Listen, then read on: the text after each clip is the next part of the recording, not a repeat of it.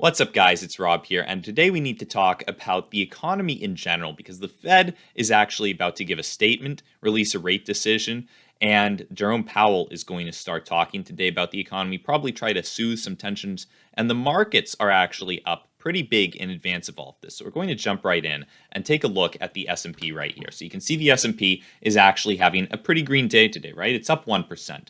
Now, a lot of people are worried in the markets because you can see that over the past little bit we have actually been on a rather steep decline right here, right? The S&P has been falling rather rapidly, and a lot of this is based around this Fed meeting that's going to be happening today at 2 o'clock and 2:30. Jerome Powell is going to be talking also. So first off, the U.S. Federal Reserve will be releasing a statement at 2.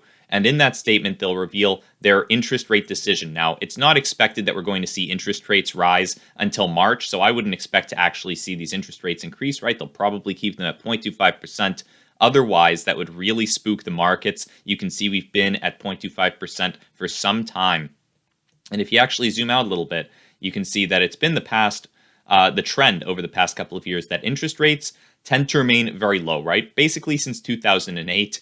We've been keeping interest rates at 0.25% for a brief couple of years. We tried raising them before moving back down to this 0.25% rate. Now the Fed is going to reportedly try raising them again, and we're going to have Jerome Powell talking about this later today at 2:30. That's when he's coming out. And hopefully he's going to be very dovish to the markets, right? The markets are rallying today. We certainly don't want that to end, right? We've been seeing a lot of pain lately. And this is probably a good thing that Jerome Powell is coming out to talk because overall, all things considered, over the past year, he has been a huge friend to the markets, right? He's basically just been throwing money out there, giving it to everybody. And we're going to talk about just how much money he's handed out to people and how much he's made over the past 2 years very soon. But basically, he's been a huge asset to the markets. If you look at the S&P over the past 2 years, you can see that it has done monumentally well, despite being in a pandemic, right? We've been in a pandemic, and you would think that economic activity would slow. And for sure, when we first saw the beginning of the pandemic, we were crashing massively until we hit this bottom when Powell stepped in and just started running this money printer, right? He just started printing and printing and printing and essentially saved the stock market, right? The stock market was going nowhere good.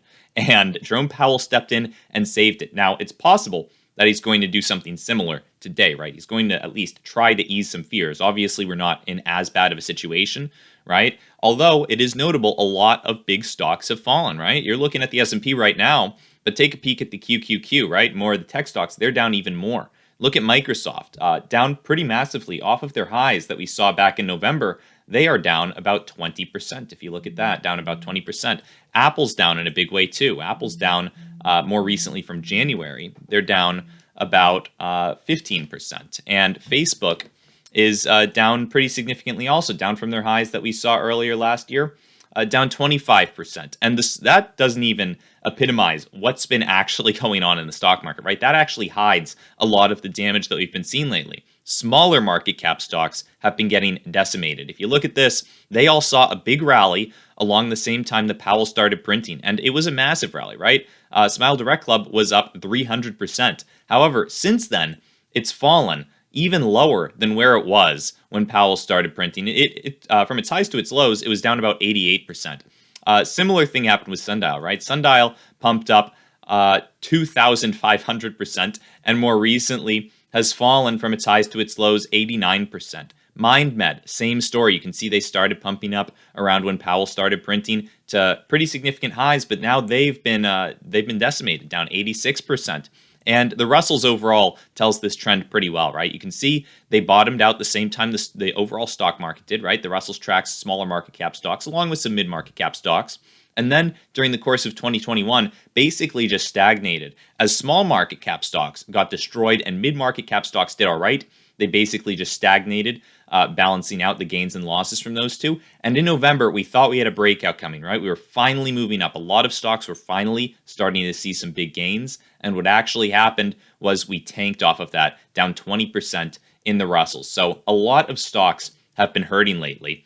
And Powell does not want the stock market to crash, right? Obviously, he's done everything he could in the past. He's just printed and printed. His arm got so tired cranking this thing, but he kept doing it. And in fact, we have printed 80% of US dollars in existence over the course of the last 22 months. So 80% of all US dollars in existence were printed in the last 22 months. We went from 4 trillion in January of 2020 to 20 trillion in October of 2021. So Powell was a really busy guy, right? He was printing a ton and just passing it out to everybody, right? So we saw massive gains in the stock market. Now, obviously, right now, he has to worry about inflation, right? Inflation is on the rise. He's very worried that inflation is going to overtake the economy, that we're going to see huge inflation in the future. And that's why we're seeing these rate increases, right? People are more worried about inflation probably than Powell is. Powell has not been too worried about it in the past. He's called it transitory. He said it's nonsense.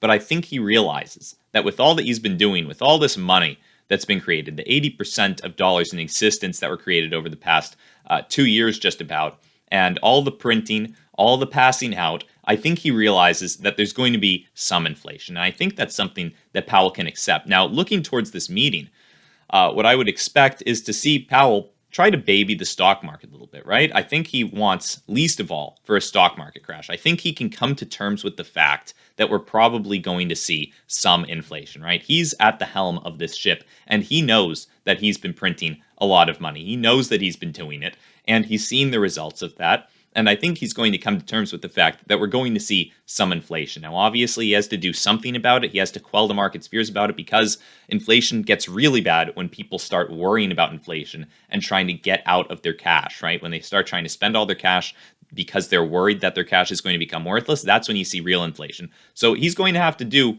a pretty good job of balancing quelling people's inflation fears with quelling people's market fears, right? He's going to have to talk about the markets in a pretty dovish way while also still enacting some hawkish policies to not, continue this printing. I mean, maybe he'll just do a complete 180 and decide to keep going and keep printing, but I don't think that's the case. I think he realizes inflation is a bit of a problem, but he's going to need to deal with it in a very delicate way, because he does not want the market to continue feeling this extreme pain. More than 1/3 of NASDAQ stocks have slumped 50% over the course of the past year, right, from their all-time highs. And this was actually published January 14th. And you can see that since January 14th, we've fallen quite a bit more. So it would not surprise me at all to see that at some point, more than half of NASDAQ stocks were down 50%, right? It wouldn't surprise me at all to see that. So I think Powell realizes that although the S&P looks like it's been doing pretty good, a lot of the market is actually in a lot of pain. So I think he's going to do his best to be as dovish as possible while also enacting some of these hawkish policies. So that's some food for thought to think about while looking towards this Fed meeting that's coming up pretty darn soon.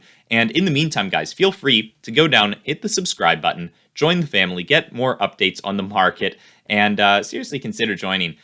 We got about 10,000 subs right here. We're looking to get to 11,000, so that would be much appreciated if you guys want to join and hear more stock market news. Now, obviously, none of what I've said here is financial advice. I'm not recommending that anyone buy or sell any certain stocks. I'm just letting you guys know what I think about the markets, what I think about Jerome Powell's upcoming meeting. And other than that, guys, hopefully you'll have a great day, and I'll see you in the next one.